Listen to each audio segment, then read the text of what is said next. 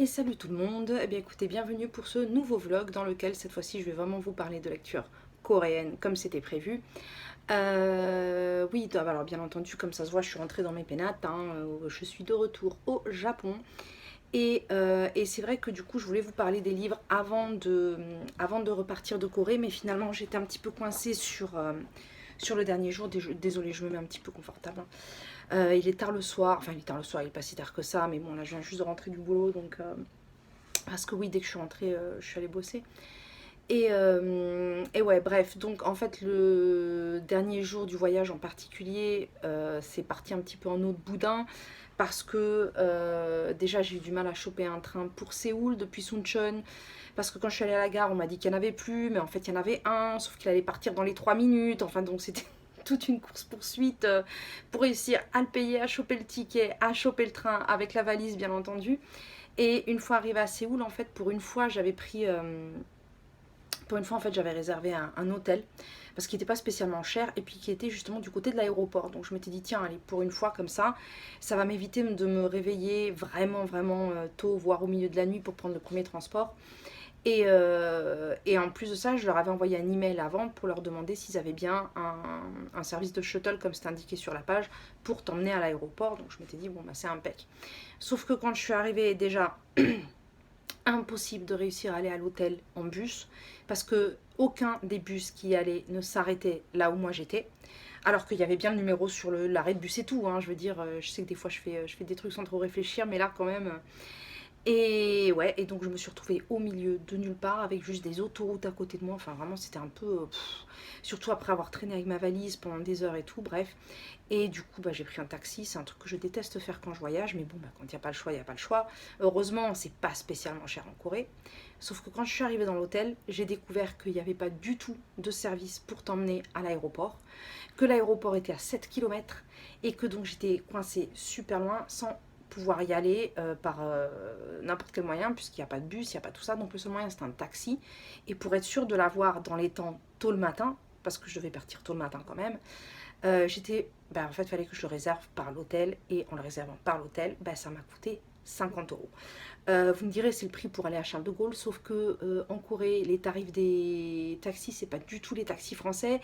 Et j'ai eu du pot surtout, parce qu'à cette heure-là, j'aurais pas pu changer d'argent, j'aurais pas pu retirer ni rien, que c'était exactement la somme que j'avais sur moi.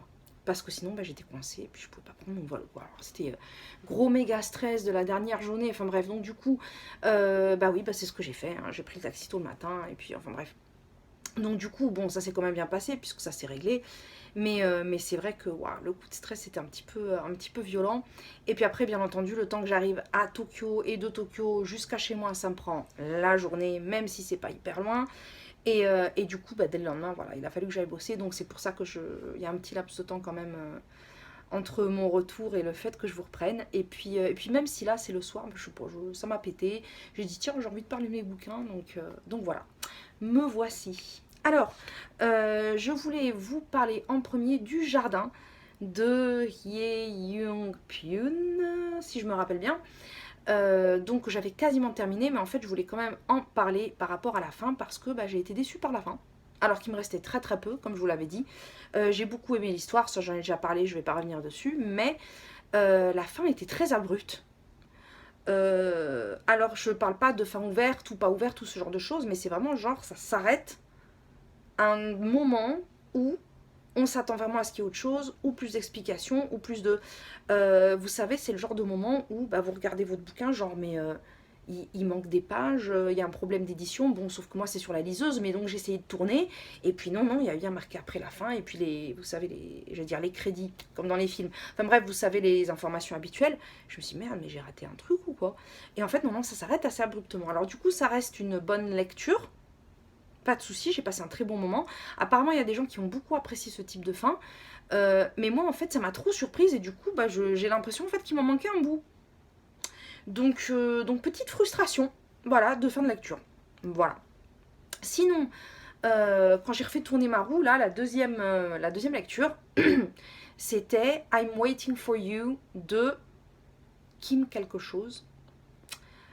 Kim Bo Yoon, Kim Bo Young, quelque chose comme ça. Comme d'hab, de toute façon, je vous mets les noms. Et puis de toute façon, même si j'avais le nom comme je les prononce comme un pied à mon avis, et qui en fait s'est avéré être un recueil de science-fiction. Alors, il est fait de 4 nouvelles, je n'en ai lu qu'une, mais j'ai beaucoup apprécié cette nouvelle, elle était très originale, très prenante, franchement, je l'ai lue, mais déjà je me rappelais plus que c'était de la science-fiction, donc j'étais contente quand même de tomber là-dessus, puisque c'est un genre que j'aime beaucoup. Et du coup, l'histoire que j'ai lue, qui s'appelle I'm Waiting for You, qui est le titre du recueil, nous raconte en fait l'histoire d'un couple qui veut se retrouver pour se marier à l'endroit où ils se sont rencontrés sur Terre quelques années auparavant, et ils ont décidé donc de faire la cérémonie dans cet endroit-là, sauf qu'en fait chacun, pour raisons familiales, de travail, etc., habite à un endroit différent de la galaxie, et donc pour se rejoindre, bien entendu, il faut faire un voyage interstellaire, mais comme souvent dans ce genre d'histoire, le temps, l'espace, ça ne fonctionne pas pareil aux mêmes endroits. Et donc, ils se sont donné rendez-vous un jour précis qui correspond au calendrier terrestre, mais pour lequel la femme en question, parce que je ne sais plus si elle a un nom, je ne crois pas, la femme en question va mettre 3 mois, alors que lui va mettre 4 ans en fait pour arriver à la même destination, puisque comme j'ai dit, le temps ne s'écoule pas pareil. Alors c'est une nouvelle épistolaire, c'est-à-dire qu'on n'a que son point de vue à lui qui s'adresse à elle en fait. Donc c'est une série de lettres qu'il lui adresse au fur et à mesure de son voyage. Il est très impatient de la retrouver, elle aussi. Et donc en fait c'est tous ces sentiments, toutes ces choses-là en fait qui s'expliquent et qui sont très intéressants parce que ils vont être très modifiés par rapport au voyage, pas les sentiments en soi mais les ressentis pardon.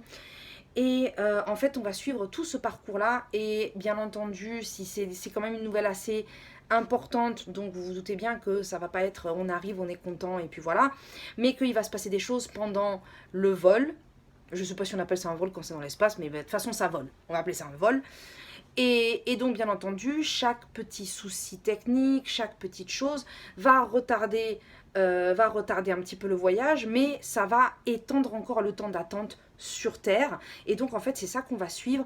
Je ne vous raconte que le tout début, parce qu'effectivement, il y a quand même beaucoup de choses qui se passent dans l'histoire, et pour lequel je ne veux absolument pas vous donner d'indices.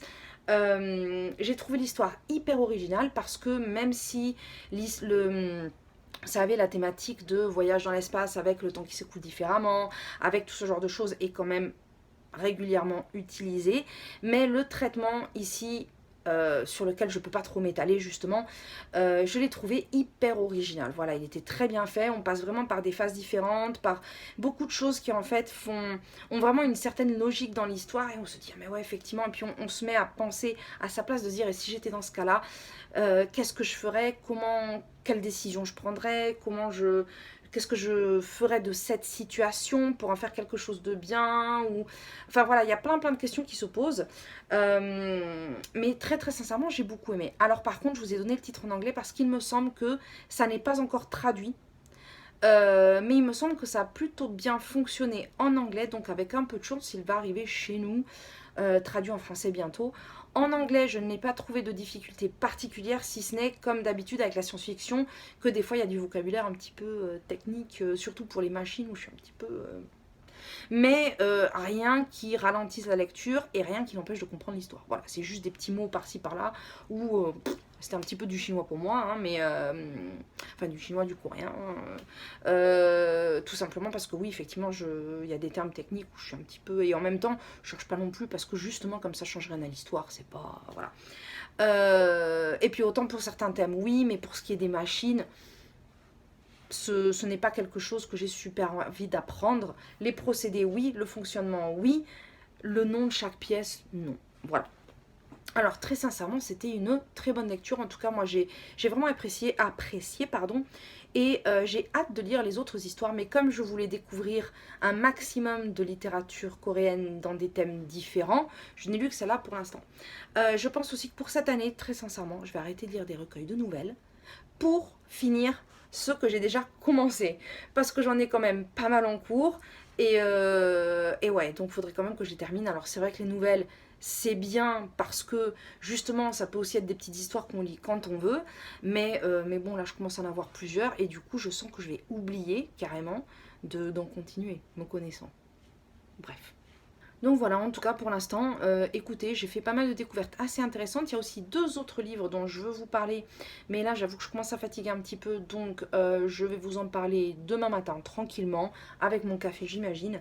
Et en tout cas, tout ce que je peux vous dire dès maintenant, c'est que ce sont 2 romans que j'ai absolument adorés, très courts comme la plupart des romans que j'ai choisis, donc du coup je trouve que c'est idéal pour découvrir la littérature ou d'un auteur ou d'un pays, pour justement avoir un panel assez varié. C'est de commencer par des petits ouvrages, justement, ça permet de picorer un petit peu à droite à gauche. Voilà, écoutez, en tout cas je vous parle de ça demain, parce qu'en plus je sens que je commence à bégayer un petit peu là, donc je vais aller me vautrer et très certainement continuer de lire mon bouquin en cours qui est... mais de toute façon je vous en parlerai pas, mais c'est La Dame à la licorne de Tracy Chevalier que je suis en train de lire pour le Mozart. Voilà, donc toujours dans le cadre des livres sur l'art. Parce que je le prolonge un petit peu, parce que je suis en retard et en même temps ce sont des thématiques qui m'intéressent vachement, donc j'ai envie de dire bah, je vais dépasser le mois de juin, c'est pas grave, on s'en fout. Voilà, je vais continuer de lire les livres que je m'étais prévus parce que bah, je suis en train de me faire plaisir. Voilà. Eh bien écoutez, sur ce, à demain matin, parce que je commence à m'étaler pour dire rien d'intéressant et parler n'importe comment. Voilà. Allez, ciao, bonne nuit.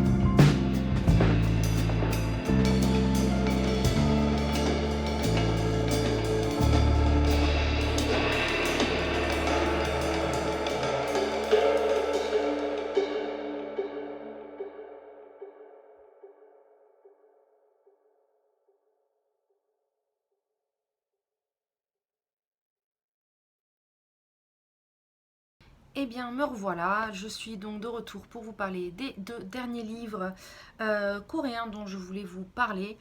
Et puis on va rentrer tout de suite dans le vif du sujet, hein, puisque c'était ce que je voulais faire de toute façon. Donc le premier, c'est Ma mémoire assassine, que je vois sur certains sites depuis un bon moment, pas forcément Booktube par contre, et qui a été écrit par Kim Yong-ha. Alors, Ma mémoire assassine, je ne savais pas du tout de quoi ça allait parler, bah, comme tous les livres que j'ai piochés cette fois-ci.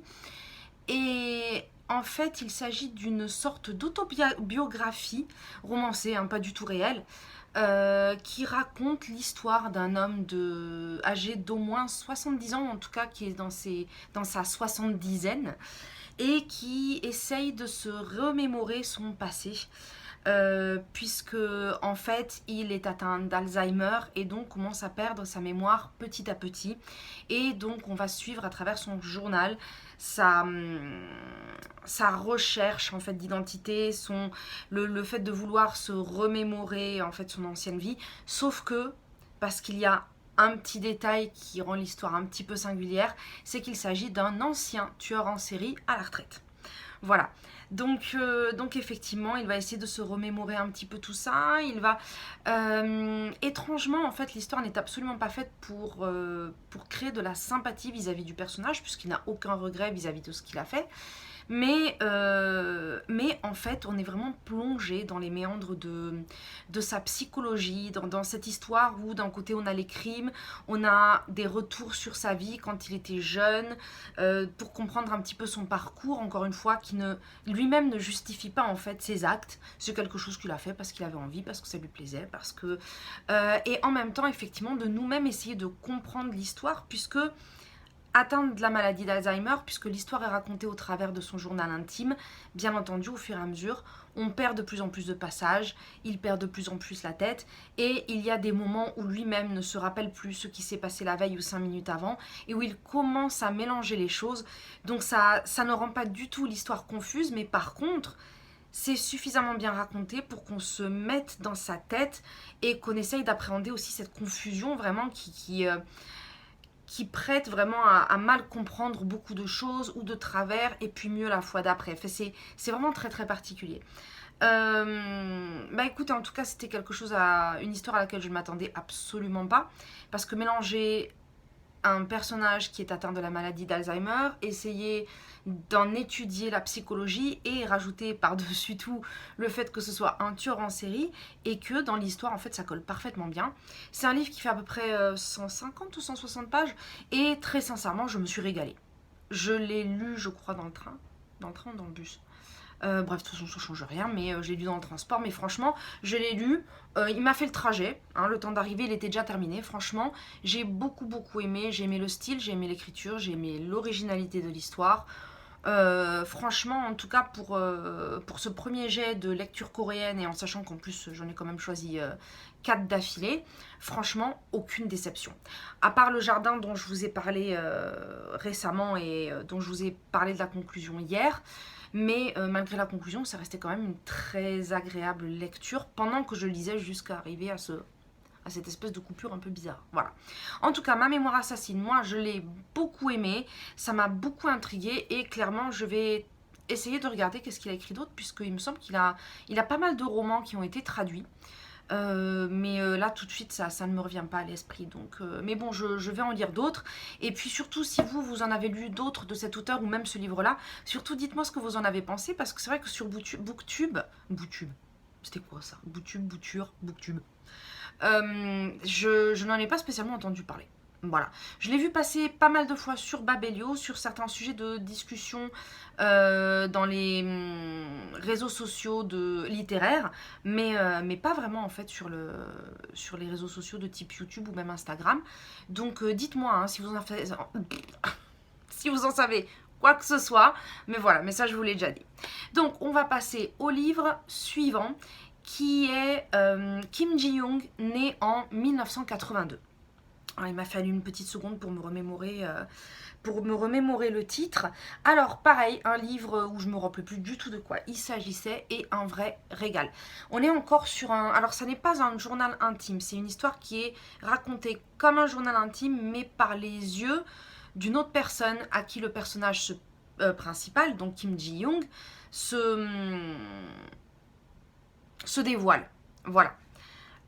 En fait, Kim Ji-young est né en 82, comme le titre l'indique, à une période en fait où la situation, la place de la femme va pas mal changer en Corée.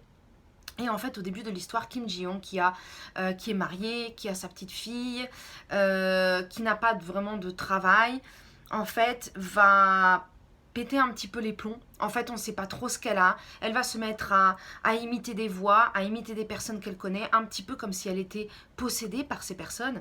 Et c'est ce qui va nous servir d'introduction pour rentrer, encore une fois, dans la psychologie de ce personnage. Alors en fait, c'était passionnant parce que pour découvrir sa psychologie, on va passer par toute sa vie, depuis sa naissance en 82, et en même temps en découvrant son histoire à elle, celle de sa sœur, celle de son frère, celle de sa mère, celle de sa grand-mère, en fait de toute la famille un petit peu, et qui permet de mieux comprendre la place des femmes dans la société coréenne. Donc du coup c'était hyper intéressant parce que c'est le premier, même si c'est une fiction qui rentre vraiment beaucoup plus dans la société coréenne elle-même, donc la place de la femme, bien entendu le fait que elle soit toujours mise derrière les hommes, même si on essaie de les mettre en avant, mais il y a toujours un moment où la situation se retourne, l'omniprésence des hommes dans certains métiers, surtout dans des postes à responsabilité, le fait que les femmes, quand elles ont des enfants, elles sont mises de côté, et enfin beaucoup de choses comme ça en fait, que j'ai trouvé absolument passionnantes, parce que non seulement ça permet de découvrir la société coréenne, ça se lit hyper bien, encore une fois d'ailleurs un bouquin hyper court, ça se lit mais en fait comme si vous lisiez le courrier d'une amie quoi, en fait qui vous racontait un petit peu sa vie. Et effectivement, l'histoire aussi de sa grand-mère, de sa mère, etc., c'était très très intéressant. Et en même temps, j'allais presque dire, je n'y ai pas appris grand-chose de nouveau parce que même en 2022, ce qu'elle raconte est toujours présent, même si de façon un peu moindre, en Asie en tout cas, que ce soit en Corée, que ce soit aux Philippines, parce que j'ai beaucoup de collègues philippins, donc on en parle souvent, ou au Japon, c'est quelque chose qui est hyper présent et qui est vraiment très très similaire dans tous ces pays-là. Mais alors chez nous, il faut dire ce qui est, on a de la chance quand même que là-dessus ça est un petit peu plus avancé, et pourtant, en tout cas en tant que femme, quand on lit ce roman, le nombre de situations qu'on reconnaît, c'est... Quand on le lit, ça révolte, ça énerve, parce qu'on se dit, bah oui, mais alors ça je le connais, ou ça, bah ma mère elle l'a vécu, ça, eh ben je connais quelqu'un qui l'a vécu. C'est au final, on est dans une société, nous en tout cas en France et dans beaucoup de pays européens, où la place de la femme est censée avoir un peu mieux évolué que dans d'autres. Et effectivement, on a quand même des privilèges qu'il n'y avait pas il y a 50 ans. Faut pas se leurrer, mais tout le chemin qui reste à faire, et effectivement de voir à quel point finalement la différence n'est pas énorme, et de voir à quel point il faut se battre pour obtenir un petit peu d'égalité. En fait c'est même pas un avantage, c'est juste pour en fait être rétribué et être considéré, c'est-à-dire être rétribué financièrement à la hauteur de ce qu'on fait, bah, comme les hommes. On travaille pour une certaine chose, bah, faut être rétribué et reconnu pour son travail de la même façon. Le fait d'être un minimum respecté, et non pas qu'on parle de nous comme si on était un objet, ou un truc qui sert qu'à pondre des enfants, ou éventuellement un truc fragile auquel il faut faire attention parce qu'une femme forcément ne sait pas faire beaucoup de choses.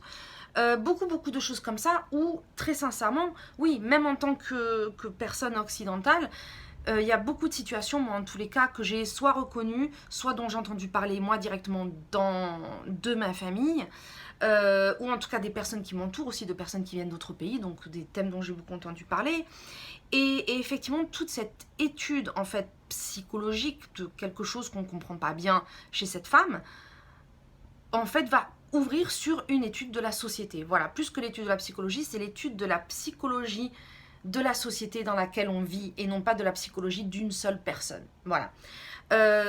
Pareil par rapport au harcèlement, par rapport aux hommes effectivement qui pensent que de sortir des trucs, enfin bref, je pense que toutes les nanas comprendront ça, c'est soi-disant de la drague, où on doit se sentir privilégié et que c'est un compliment parce que c'est censé être gentil, alors qu'on est prise pour un bout de viande, ou qu'on nous balance des trucs mais vraiment on se dit censé être un compliment ça, et que dans certaines situations t'es un petit peu obligé de et tu peux pas te renvoyer chez la personne même si elle le mériterait. Voilà, donc c'est que des choses comme ça. Sincèrement j'ai adoré. J'ai aussi adoré justement le fait d'avoir un point de vue du côté coréen effectivement, parce que comme j'ai dit, ça ressemble beaucoup à ce que je vois et ce dont j'entends parler au Japon. Et que du coup, effectivement, oui, ça me permet encore de voir une nouvelle couche, en tout cas certains détails, soit auxquels j'avais pas fait attention, auxquels j'avais pas pensé, et en tout cas de mettre des mots, même sur des choses qu'on sait déjà, mais de mettre des mots dessus, ça permet de les appréhender de façon plus objective et de comprendre un petit peu mieux les situations sans avoir juste la tête dedans, mais avec un petit peu de distance justement pour comprendre ces situations dans un ensemble. Voilà. Écoutez, c'est ma conclusion au final pour toutes ces lectures parce que j'ai pas envie de m'attarder. J'ai tendance à faire des vidéos super longues ces derniers temps. Donc le but étant de parler de livres, c'était le plus important. Et j'ai fait un petit tremblement de terre avec la caméra, excusez-moi.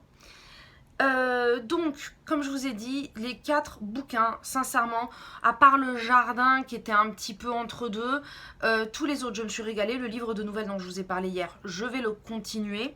Je vous dis pas quand précisément, mais quand j'avancerai dans les histoires, je vous en parlerai aussi dans des futurs points lecture ou des futurs vlogs, puisque ce sont quand même des histoires assez grosses, donc effectivement, il y aura de quoi parler, je pense.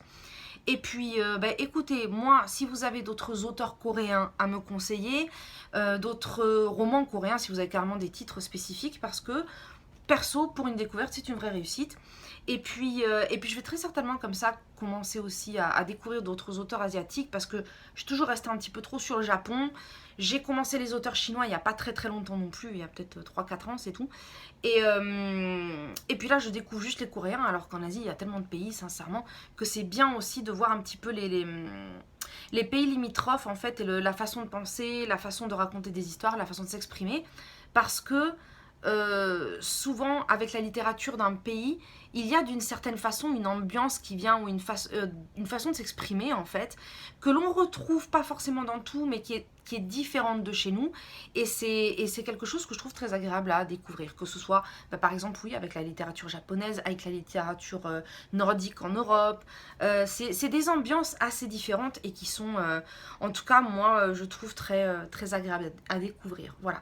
Écoutez, en tout cas, j'espère que ça vous aura donné envie de lire des livres coréens, que les quelques images que je vous ai montrées vous donneront envie d'y aller quand vous en aurez l'occasion, parce que je sais que ces dernières années, la Corée est devenue ultra ultra à cause de la K-pop et à cause des cosmétiques, mais il y a tellement d'autres choses à voir et à faire dans ce pays que les 3-4 choses dont on entend toujours parler. Alors j'espère en tout cas que ça vous aura motivé, que ça vous aura donné envie. Les quelques dernières images que je vous ai montrées en fait qui étaient dans le sud où c'était pas forcément évident de circuler, il faut savoir que c'est beaucoup de parcs nationaux, de parcs naturels, de zones protégées, avec des animaux, avec des plantes, avec des paysages absolument incroyables. Donc en tout cas, quand ça ira mieux avec le corona, parce que pour l'instant c'est un petit peu relou, mais ça peut se faire, si vous avez le courage de le faire, sincèrement, n'hésitez pas, allez-y, c'est un tout petit pays et il y a tellement de choses à voir, franchement moi je trouve que ça vaut le coup. Voilà. Et écoutez, sur ce, je vous dis à très bientôt, désolée pour l'attente pour cette deuxième partie, et puis écoutez, très bonne lecture et j'espère que vous m'en direz des nouvelles bientôt. Voilà, ciao ciao.